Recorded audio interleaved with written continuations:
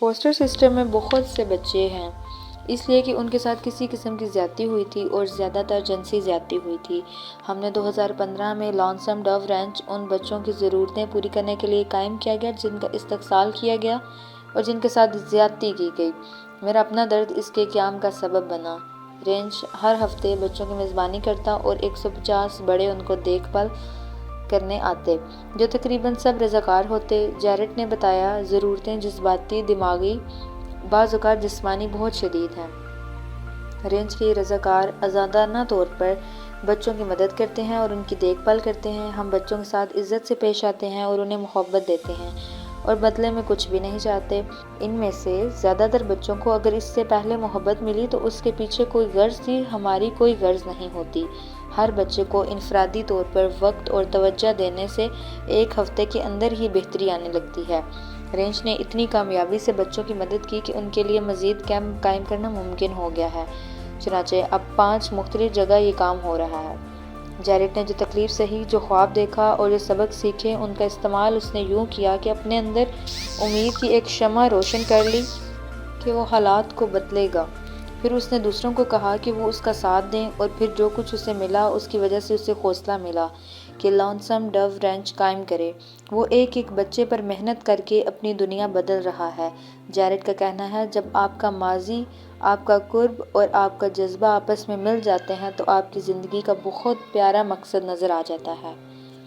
آپ کو بھی زندگی کا پیارا مقصد مل سکتا ہے۔ آپ بھی اس تبدیلی کا باعث بن سکتے ہیں جو آپ دنیا میں دیکھنا چاہتے ہیں، لیکن یہ سب خود کو بدلنے سے شروع ہوتا ہے۔ جیسا کہ ہمارے دوست ٹونی ایونز نے کہا ہے، اگر آپ بہتر دنیا چاہتے ہیں جو بہتر قوموں پر مشتمل ہو، بہتر ریاستوں پر مشتمل ہو، بہتر شہروں سے بنی ہو، بہتر ہمسایوں پر مشتمل ہو، بہتر عبادت گاہوں سے جگمگا رہی ہو، جہاں بہتر خاندان آباد ہوں، تو آغاز یوں ہوگا کہ سب سے پہلے آپ کو بہتر انسان بننا ہوگا۔ اس عمل میں پہلا قدم یہ ہے کہ آپ کے پاس امید ہونی چاہیے کہ آپ ایسا کر سکتے ہیں۔ دوسروں کے لیے امید رکھیں۔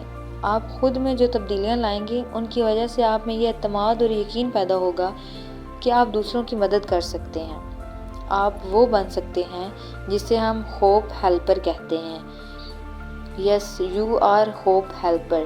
ضرورت اس بات کی ہے کہ آپ مثبت رہیں اور اپنی توجہ اس مثبت تبدیلی پر مرکوز کریں جو آپ پیدا کر سکتے ہیں، نہ کہ اس منفی صورتحال پر جسے آپ ختم کرنا چاہتے ہیں۔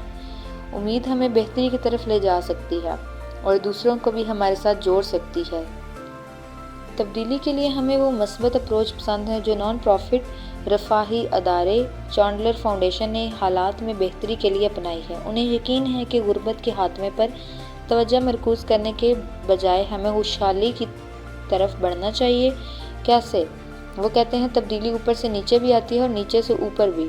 اوپر سے یوں کہ لیڈروں کو اچھے کردار کا مالک ہونا چاہیے اور انہیں اپنے لوگوں کا اعتماد حاصل ہونا چاہیے۔ وہ لکھتے ہیں، جن ملکوں میں اعتماد کا کلچر ہوتا ہے، جہاں ضابطے اور قوانین منصفانہ ہوتے ہیں اور ان پر عمل ہوتا ہے، جہاں محفوظ اور مستحکم کاروباری ماحول ہوتا ہے اور جہاں کے لیڈر بھروسے کے لائق ہوتے ہیں، ان ملکوں کی طرف سرمایہ اور سرمایہ لگانے والے دوڑتے ہیں، جس سے معاشی ترقی ہوتی ہے اور روزگار کے مواقع پیدا ہوتے ہیں۔